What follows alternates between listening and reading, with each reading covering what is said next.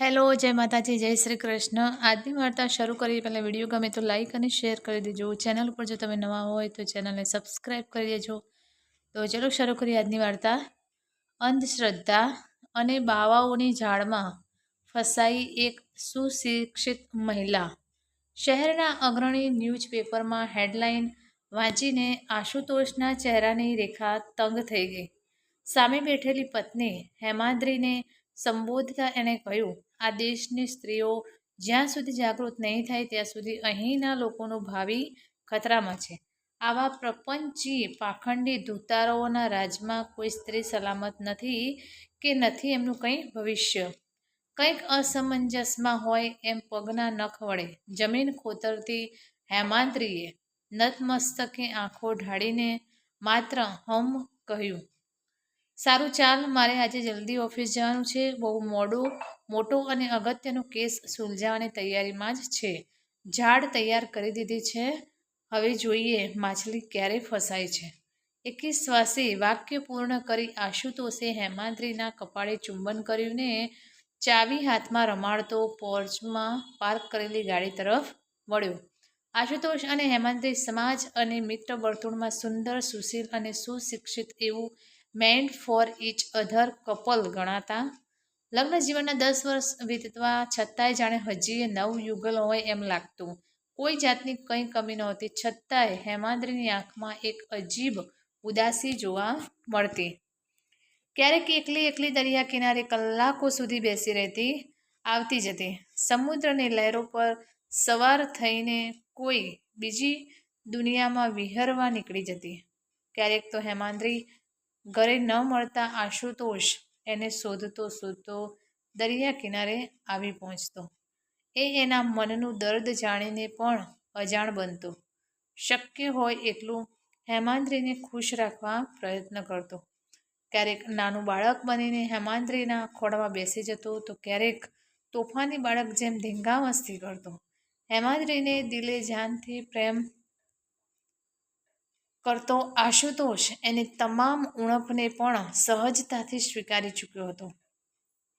હેમાદ્રી ક્યારેય મા નહીં બની શકે એ વાત એના સિવાય માત્ર ડૉક્ટર જ જાણતા હતા।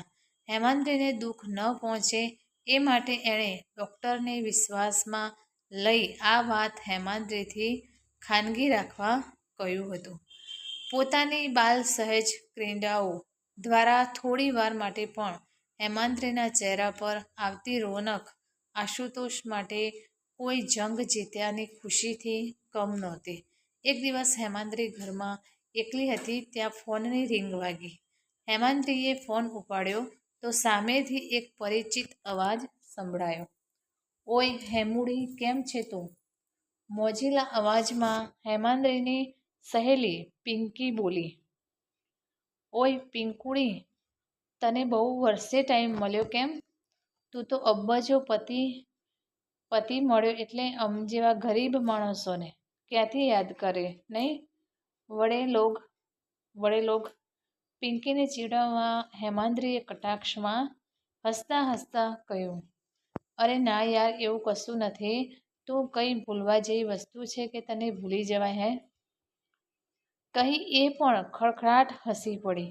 બંને સહેલીઓએ ખૂબ વાતો કરી પછી પિંકીએ હેમાદ્રીને આવતા વીકમાં પોતે એક અઠવાડિયા માટે તેના જ શહેરમાં કોઈ આશ્રમની સાધના શિબિરમાં આવી રહી હોવાનું કહ્યું। આ વાત સાંભળીને હેમાદ્રી ખૂબ ખુશ થઈ અને હકથી પિંકીને એના ઘરે રોકાવાનું આમંત્રણ આપી જલ્દી મળીએ કહી ફોન મૂક્યો। પિંકીના આગમનને વધાવવા બંને પતિ પત્ની તૈયાર થયા। પિંકીને એરપોર્ટ પરથી રિસીવ કરી આશુતોષ હેમાદ્રી ઘરે પરત ફર્યા। ઔપચારિક વાત કરી પિંકીની માફી માંગી બંને સહેલીઓ ખૂબ વાતો કહીને આશુતોષ ઓફિસના કામથી 3 દિવસ માટે બીજા શહેરમાં જવા રવાના થયો। 3 દિવસ માટે પિંકી અને હેમુ એકલા હતા। કેટલાય વર્ષોની વાતો ખૂટે એમ નહોતી। પિંકીએ પોતાના પરિવાર, બાળકો વિશે ખૂબ વાતો કરી ને હેમાદ્રીના ચહેરા પર એક ઉદાસી છવાઈ ગઈ। હેમુ એક પૂછો, તમે હજી બાળક પ્લાન નથી કર્યું કે કંઈ પ્રોબ્લેમ છે? ના, એવું નથી. અમારા બંનેમાં કંઈ તકલીફ નથી, છતાં કુદરતે અમને આશા નથી બંધાવી.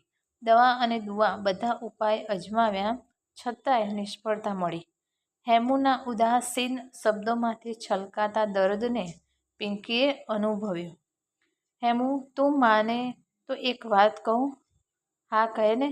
એમાં વળી તારે મારી રજા લેવાની જરૂર છે? તો સાંભળો, હું જે આશ્રમમાં સાધના શિબિર માટે આવી છું, એ બાબાજી આધ્યાત્મિક અને આયુર્વેદિક બંને પ્રકારે શારીરિક અને માનસિક ઈલાજ કરે છે. ખાસ કરીને યોગ વિદ્યા દ્વારા કુંડલીની જાગૃત કરાવે છે. એનાથી શરીરને કોઈ પણ પ્રકારની ખામી કે તકલીફ દૂર થાય છે. જો તું ઈચ્છે તો મારી સાથે આવી શકે છે શિબિરમાં. આશુતોષની ગેરહાજરીમાં પિંકીએ હેમાંદ્રીને વિશ્વાસમાં લઈને પોતાની સાથે આવવા તૈયાર કરી લીધી હતી. પિંકી અને એના પતિના બધા પાસા પોબાર પડતા જતા હતા. ભોળી હેમાંદ્રી આ માયાજાળથી સાવ અજાણ હતી. બીજી સવારે પિંકીએ એક નંબર પર કોલ કર્યો. હેલો, પંખી સામે ચાલીને પિંજરામાં પુરાવા તૈયાર છે. 10 મિનિટમાં અમે નીકળીએ છીએ. સામે છેડેથી માત્ર ઓકે બોલી ફોન કટ થયો. પિંકી અને હેમાંદ્રી આશ્રમ તરફ રવાના થયા. એમની ગાડીથી થોડું અંતર જાળવી એક ગાડી લગાતાર એમની પાછળ આવી રહી હતી. એ વાતથી બંને સહેલીઓ અજાણ હતી. આશ્રમમાં પહોંચી બંને સખીઓ એક આલીશાન હોલમાં દાખલ થઈ.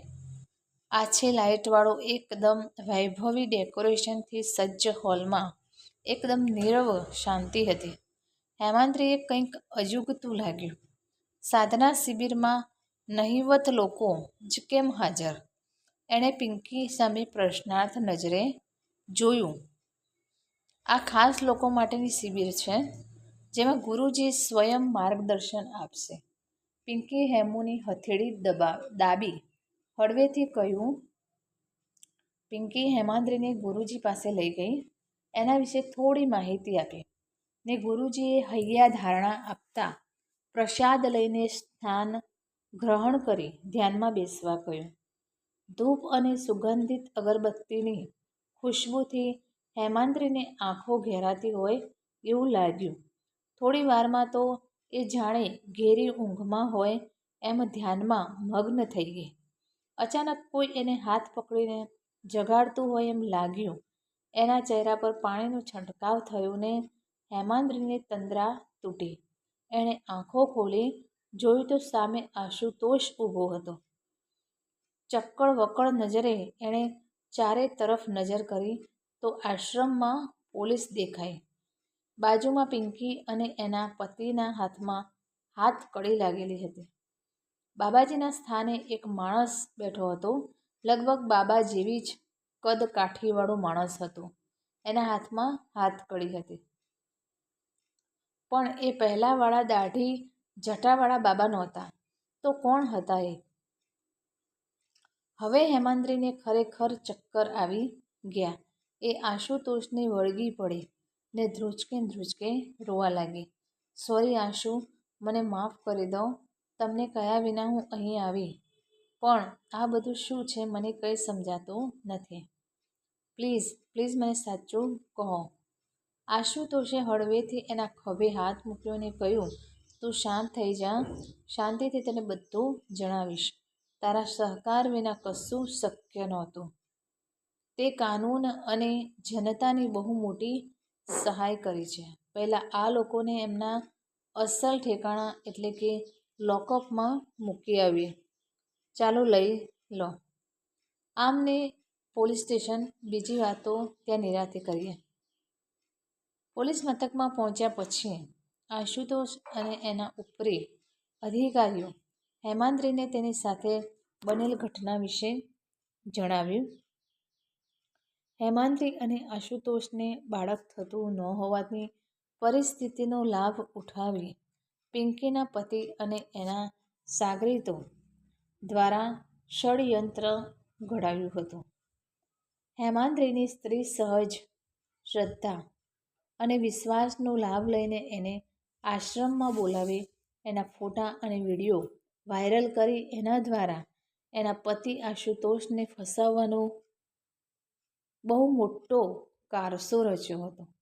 પણ સમય રહેતા આશુતોષની સાવચેતી અને વિજ્ઞાન જાથા ટીમની વ્યૂહરચનાને લીધે હેમાંદ્રી અને પિંકીની જાણ બહાર એમના શરીર પર છુપાવેલા નાનકડા કેમેરા દ્વારા આ ખતરનાક પ્લાનને સુપેરે અંજામ આપ્યો. દેહ વ્યાપાર, ડ્રગ્સ સ્મગલિંગ અને બિનકાયદેસર રીતે માનવ અંગોની તસ્કરી કરતી ગિરોહના બિઝનેસના આખા રેકેટનો પર્દાફાશ કર્યો. કહેવાતા નકલી સ્વામીની કામલીલાની અઢળક સીડીઓ સાથે મોટા મોટા નેતા, બિઝનેસમેન અને ઓફિસરો પણ બેનકાબ થઈ ગયા. પોલીસ અને વિજ્ઞાન જાથા ટીમના વારંવારના સ્ટિંગ ઓપરેશનથી આ ગુનેગારો પરેશાન હતા. એવામાં પિંકીના પતિના હાથમાં આશુતોષ અને હેમાંદ્રીની તસવીર જોઈને પિંકીએ આ એની જૂની ફ્રેન્ડ હોવાની વાત કરી. એટલે બદલો લેવાની ભાવનાથી આ લોકોએ સાથે મળીને એક ચક્રવ્યૂહ રચ્યો, જેમાં પિંકીને મિત્ર બની હેમાંદ્રીને ફસાવવા મોકલી. પણ આશુતોષ અને એની ટીમની સતર્કતા અને સમયસૂચકતાને કારણે બધા રંગે હાથ ઝડપાઈ ગયા. તો મિત્રો, આ કહાની તમને કેવી લાગી તે કોમેન્ટ કરીને જરૂર જણાવશો. અને વિડીયો પસંદ આવ્યો હોય તો લાઈક અને શેર કરજો તથા ચેનલ પર નવા હોય તો ચેનલને સબસ્ક્રાઈબ જરૂરથી કરી દેજો. ફરી મળીશું આવા જ એક નવા વિડીયો સાથે, વાર્તા સાથે. ત્યાં સુધી નમસ્તે, જય માતાજી, જય Shri Krishna, Har Har Mahadev. Thanks for watching.